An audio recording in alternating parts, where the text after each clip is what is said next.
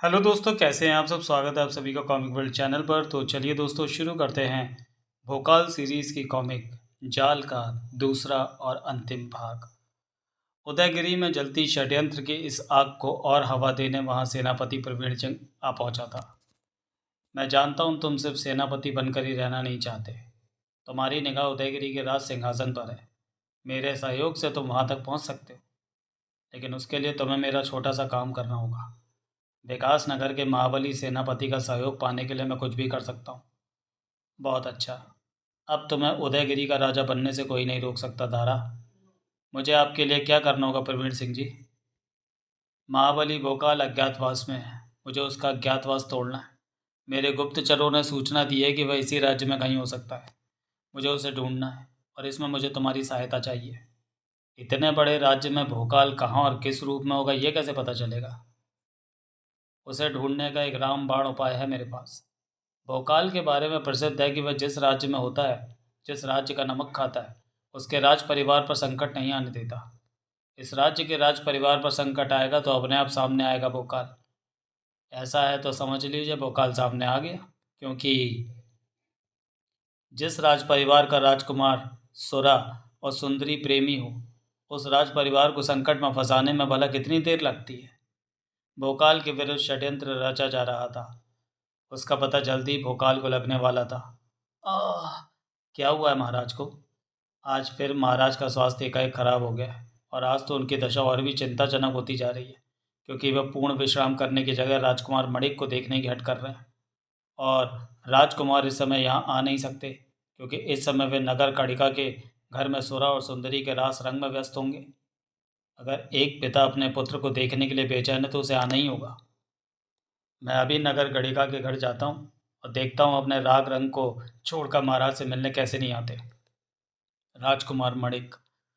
रास रंग में डूबा राजकुमार माणिक क्या जानता था कि उसे फंसाने के लिए फेंका जा रहा है एक मजबूत जाल। खच! सुलेखा! किसी ने सुलेखा की हत्या कर दी। किसी ने नहीं राजकुमार, सुलेखा की हत्या आपने की है, और उसका प्रमाण है सुलेखा की पीठ में धंसा आपका राजसी खंजर। आप यह हत्या करके यहाँ से बचकर नहीं जा सकते। मैंने ये हत्या नहीं की। जाने दो मुझे। रास्ते में खड़े सभी को धक्का देकर राजकुमार सरपट भाग खड़ा हुआ।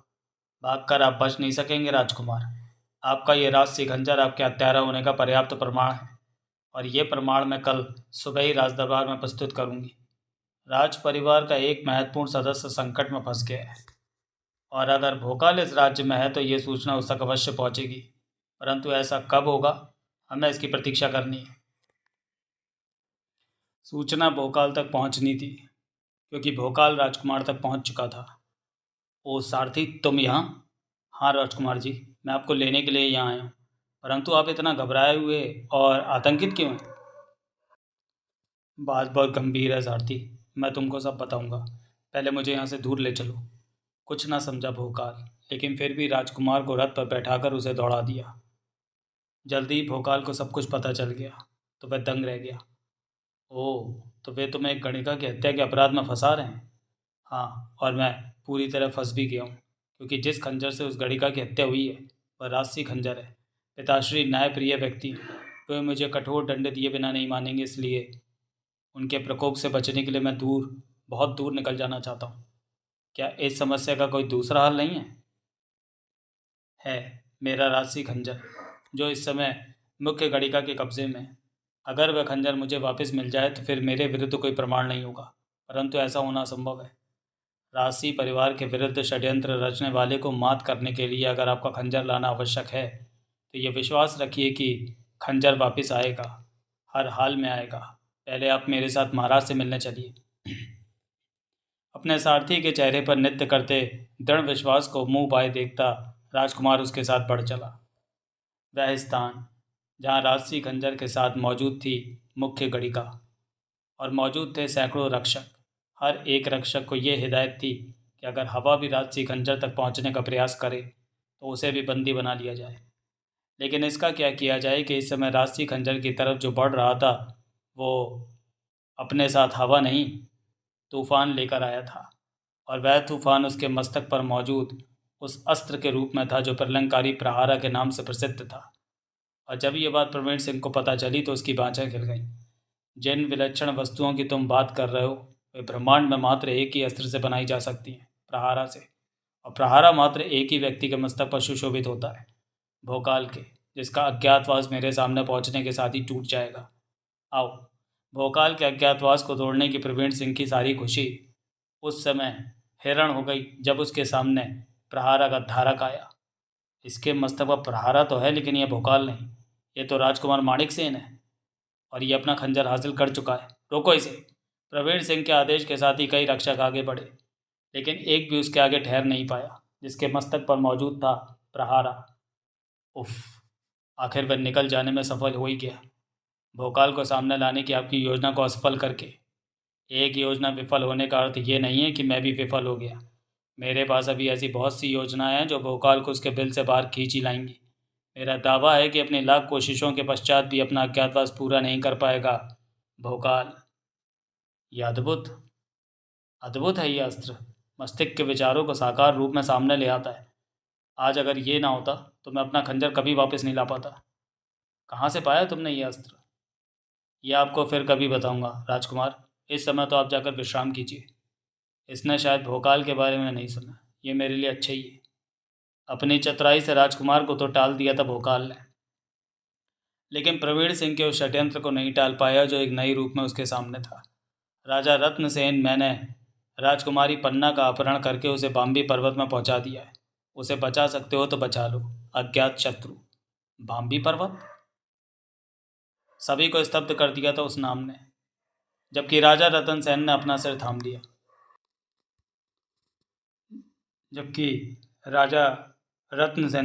थाम लिया।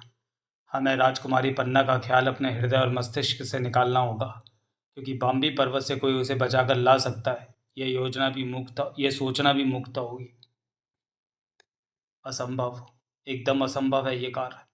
बाम्बी पर्वत में ऐसा क्या है जिसे सुनकर हर कोई निराशा में डूब गया है? बाम्बी पर्वत एकदम सर्प की बाम्बी की भांति एक विशाल पर्वत है। उसकी अथाह गहराई में किसी को पहुंचाना जितना आसान है, उसे वहां से निकालना उतना ही दुष्कर, क्योंकि चढ़कर न बाम्बी पर्वत के मुहाने पर पहुंचा जा सकता है और न उसकी गहराइयों में उतरा जा सकता है। इसलिए सभी इतने निराश हैं, क्योंकि पन्ना को वहां से कोई नहीं निकाल कर ला सकता।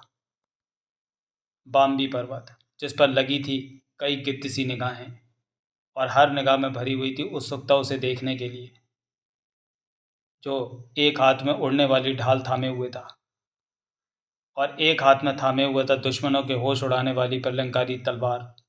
बाम्बी पर्वत की मजबूत चट्टानी दीवारें भोकाल की तलवार में समाई ज्वाला शक्ति के आगे मोम की दीवारों की भांति पिघलती नजर आईं, और उनमें से राजकुमारी पन्ना को लेकर वह बाहर आया। अरे, राजकुमारी को लेकर जो बाम्बी पर्वत से बाहर निकल रहा है वो भोकाल नहीं है, वह तो राजकुमार माणिक सेन है। ओह, प्रहारा की तरह अपनी ढाल और तलवार भी राजकुमार माणिक को देकर भोकाल ने मेरे फैलाए जाल को तोड़ दिया। इसका सीधा सा अर्थ है प्रवीण सिंह जी, भोकाल समझ चुका है कि उसके अज्ञातवास को तोड़ने का प्रयास किया जा रहा है, इसलिए वो हमारे जाल में नहीं फंस रहा। तुमने सही कहा तारा, लेकिन अब मैं जो जाल फेंकने जा रहा हूँ उसमें भोकाल अवश्य फंसेगा। अगर उसने ऐसा नहीं किया तो तबाह हो जाएगा उदयगिरी राज्य। इस राज्य की सबसे बड़ी विशेषता है वह हाथी गजेंद्र, जिसके मस्तक पर स्थापित है गजमुक्ता मोती। सुना है वो हाथी अजय, ना उसे कोई पराजित कर सकता है और ना उस पर सवारी करने वाले योद्धा को। उस हाथी को हथिया लो तारा और राज्य पर आक्रमण कर दो। मैं और विकास नगर की समस्त सेना तुम्हारे साथ है। अपराजित विकास नगर की विशाल सेना और उनका सेनापति जिसके साथ हो, उसे अपनी मनमानी करने से भला कौन रोक सकता है? गजब हो गया महाराज, सेनापति दारा ने गजेंद्र हाथी को अपने कब्जे में करके विद्रोह कर दिया है। अपनी सहयोगी विकास नगर की सेना के साथ वह रणभूमि में मौजूद युद्ध करने के लिए तैयार है। ओह, जिस उद्देश्य के लिए उस गद्दार ने यह विद्रोह किया है वो कभी पूरा नहीं हो पाएगा। उसे और उसके सहयोगियों को रणभूमि में मौत की नींद सुला देंगे हम। अपनी बात को पूरा करने के लिए राजा रत्नसेन तुरंत ही रणभूमि में आ डटा। तुझे अपने किए का भरपूर दंड मिलेगा दुष्ट। तुम दारा का बाल भी बांका नहीं कर सकते रत्नसेन। हम इसके साथ हैं। मैं जानता हूँ सेनापति प्रवीण सिंह विद्रोही दारा का सहयोग क्यों कर रहा है। वो मुझे सामने लाकर मेरा अज्ञातवास तोड़ना चाहता है, और इस बार शायद वो अपने उद्देश्य में सफल भी हो जाए, क्योंकि इस समय राजा रत्नसेन के सामने जो स्थिति है उसमें अगर मैंने शीघ्र ही हस्तक्षेप नहीं किया तो न राजा रत्नसेन रहेगा और न उसका राज। प्रवीण सिंह के साथ मिलकर दारा सब कुछ तबाह कर देगा, लेकिन मेरे सामने आने का अभी उचित समय नहीं है। राजा रत्नसेन व उसकी सेना के पराक्रम और साहस ने उस दिन ऐसी नौबत नहीं आने दी कि भोकाल को सामने आना पड़ता। लेकिन सेनापति प्रवीण सिंह के चेहरे पर तांडव करता क्रोध बता रहा था कि अगले दिन वह नौबत आने वाली थी। आज भोकाल के अज्ञातवास का अंतिम दिन है। दारा, गजेंद्र की पीठ पर सवार होकर आज विपक्षी सेना में त्राही त्राही मचा दो। आज सूर्यास्त से पहले या तो भोकाल सामने आएगा या फिर गजेंद्र के कहर से तबाह हो जाएगा सारा उदयगिरी। गजेंद्र हाथी, जिसके विषय में प्रसिद्ध है कि वह अजय है, और ऐसा मात्र इसलिए नहीं है कि उसके मस्तक में विराजमान है गज मुक्ता मोती, बल्कि इसलिए भी है कि गजमुक्ता की बदौलत गजेंद्र के विशालकाय शरीर में विराजमान है ऐसा अद्भुत बल जो दसियों हाथियों को पछाड़ सकता है, सैकड़ों घोड़ों को दूर फेंक सकता है, हजारों सैनिकों को खदेड़ सकता है, लाखों की विशाल सेना में खलबली मचा सकता है। गजेंद्र से हम नहीं लड़ सकते, भागो, भागकर अपने प्राण बचाओ, रुक जाओ। अब चिल्लाने से कुछ नहीं होगा रत्नसेन। अब न तेरे सैनिक रण क्षेत्र में रुकेंगे और न तेरे प्राण तेरे शरीर में, क्योंकि गजेंद्र के पांव के नीचे कुचलकर समाप्त होने वाला है तेरा शरीर। अप्रत्याशित ढंग से दारा गजेंद्र को लेकर वहां पहुंचा था और अब गजेंद्र का पांव उठ चुका था उस रथ को कुचलने के लिए जिस पर सवार था राजा रत्नसेन। गजेंद्र के विशालकाय पांव के नीचे दबकर न रथ बचना था और न उस पर सवार राजा रत्नसेन। अगर रथ का सारथी भोकाल न होता था।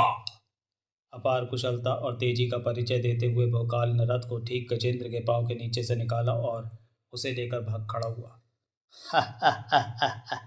रण से बचकर तो भाग रहा है रत्नसेन, लेकिन मृत्यु से बचकर नहीं भाग पाएगा। जब तक तू मृत्यु की गोद में नहीं पहुंच जाता, गजेंद्र नाम का ये यमदूत तेरा पीछा करेगा।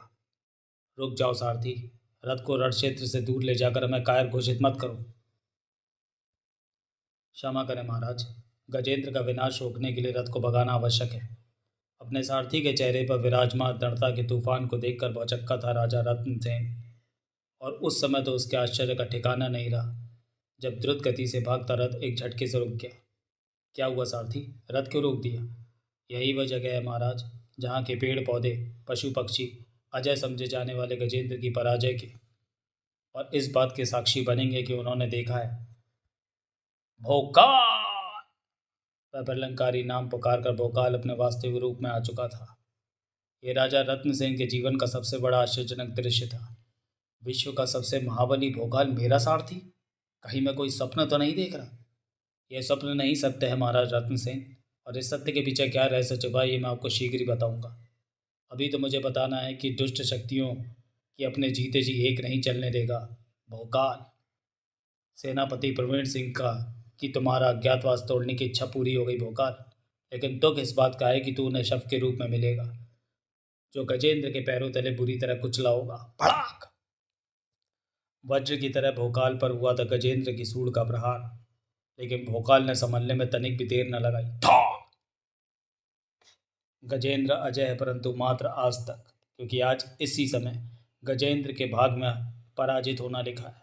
हा हा हा, गजेंद्र के भाग में पराजय नहीं है, तेरे भाग में मृत्यु लिखी है। काल इतनी आसानी से अगर मुझे अपना ग्रास बना लेता तो महागुरु मुझे भोकाल का ये नाम देते ही नहीं, जिसका अर्थ होता है काल को ललकारने वाला। ओ! गजेंद्र के पांव को ऊपर उठाता चला गया वह महाबली। एक क्षण बाद ही उसे दूर फेंकने में सफल हुआ। जय महागुरु भोकाल! किसी विशाल पहाड़ की तरह धड़ाम से धरती पर गिरा गजेंद्र फिर नहीं उठ पाया। गजेंद्र भी परास्त हो गया है और उसका सवार भी। अब आपको मेरी तलवार और ढाल से रणभूमि में शत्रुओं को परास्त करना है, क्योंकि मुझे अभी कुछ देर और सारथी बनकर आपके साथ रहना है। वह चक्का सा भोकाल को देखता रह गया राजा। कुछ पलों बाद वह ढाल और तलवार को शत्रु को पराजित करने में प्रयासरत था। ओह! शत्रुओं में खलबली मचाने के लिए इस बार भोकाल ने अपनी तलवार और ढाल राजा रत्न सिंह को दी है, लेकिन मुझे तलवार और ढाल नहीं, भोकाल चाहिए। और आज मैं भोकाल को सामने लाकर ही रहूँगा, ये सिद्ध करके कि भोकाल की ढाल और तलवार थामकर कोई भोकाल नहीं बन जाता। भोकाल की तलवार और ढाल को मात करने के लिए प्रवीर सिंह ने अपनी सारी शक्ति झोंक दी। तभी तो भोकाल के हथियार थामे होने के बावजूद भी काँप गया राजा रत्नसेन। और ऐसा इसलिए हुआ था क्योंकि ढाल और तलवार की ताकत साथ होने का मतलब ये नहीं था कि भोकाल शक्ति भी रत्न सेन के साथ थी। इतनी भी ताकत नहीं बची थी उसके कांपते हाथों में कि तलवार और ढाल का बोझ उठा सके, लेकिन वे नीचे ज़मीन पर गिर पाते उससे पहले ही उन हाथों ने संभाल लिया जो उनके वास्तविक हकदार थे। और वे हाथ जिसके थे वो निसंदेही था भोकाल। इस तलवार को उठाने वाला भोकाल के सिवा और कोई हो ही नहीं सकता। इसलिए अपना ये वेश उतार फेंको भोकाल, क्योंकि मैंने अंततः तुम्हें सामने लाने के लिए विवश करके तुम्हारा अज्ञातवास तोड़ ही दिया। अपने असली रूप में आते भोकाल के चेहरे पर मुस्कान खेल रही थी। ऐसा नहीं हुआ है प्रवीण सिंह, और इसका प्रमाण तुम्हें मिल जाएगा अगर तुम पश्चिम दिशा में उधर देखोगे जहाँ सूर्यास्त हो चुका है।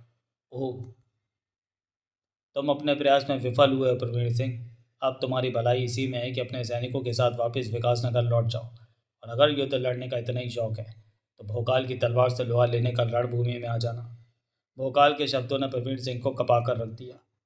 तुम धन्य हो राजेंद्र, गजेंद्र विजेता महाबली। तुमने ना मात्र मेरे परिवार को बल्कि संपूर्ण राज्य को दारा और प्रवीण सिंह जैसे शत्रुओं से बचाया। परंतु तुम मेरे सारथी क्यों बने, और तुम्हारे अज्ञातवास का क्या रहस्य है? क्या ये सब बताने का कष्ट करेंगे? राजा रत्नसेन के आग्रह पर भोकाल ने उन्हें सब कुछ बताया, और साथ ही बताया अपना उद्देश्य। मुझे गजेंद्र चाहिए महाराज, क्योंकि गजमुक्ता मणि के अलौकिक प्रकाश से अंतरिक्ष में मौजूद उन पाप ग्रहों की स्थिति सामान्य हो सकती है जिन्हें काल कुंडली ने अपनी विद्या से पथभ्रष्ट कर दिया है। और ऐसा होगा तभी सामान्य हो सकते हैं विकास नगर के वे वासी जिनके लिए मुझे अज्ञातवास लेने के लिए विवश होना पड़ा। आश्चर्यचकित कर देने वाला था राजा रत्नसेन का उत्तर। क्षमा करें महाबली, हम आपको गजेंद्र नहीं दे सकते, क्योंकि गजेंद्र के कारण ही सुरक्षित है हमारा राज्य। अपने राज्य की सुरक्षा की चिंता किए बिना आप गजेंद्र को मुझे दे सकते हैं महाराज, क्योंकि आज से आपके राज्य की सुरक्षा का दायित्व मैं अपनी तलवार पर उठाने के लिए तैयार हूँ।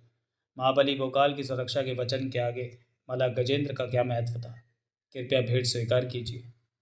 जल्दी ही गजेंद्र पर सवार होकर विकास नगर वापस लौटा भोकाल, और गजेंद्र के विकास नगर में प्रवेश करते ही उसके मस्तक में विराजमान गजमुक्ता मणि ने जो चमत्कार दिखाया था उसका प्रमाण भोकाल को शीघ्र ही देखने को मिला। गजेंद्र विजेता हमारे रक्षक महाबली भोकाल की जय। रानी मोहिनी, अंकित, रूपसी, सलोनी, सेनापति प्रवीण सिंह और समस्त प्रजागण फूल मालाएं लिए मेरे स्वागत के लिए खड़े हैं। ये सब गजमुक्ता के प्रभाव का ही चमत्कार है। समाप्त। तो चलिए दोस्तों, भोकाल सीरीज़ की इस कॉमिक को हम यहीं समाप्त करते हैं और मिलते हैं इस भोकाल सीरीज़ की अगली कॉमिक जा ललकार मौत को। तब तक के लिए धन्यवाद।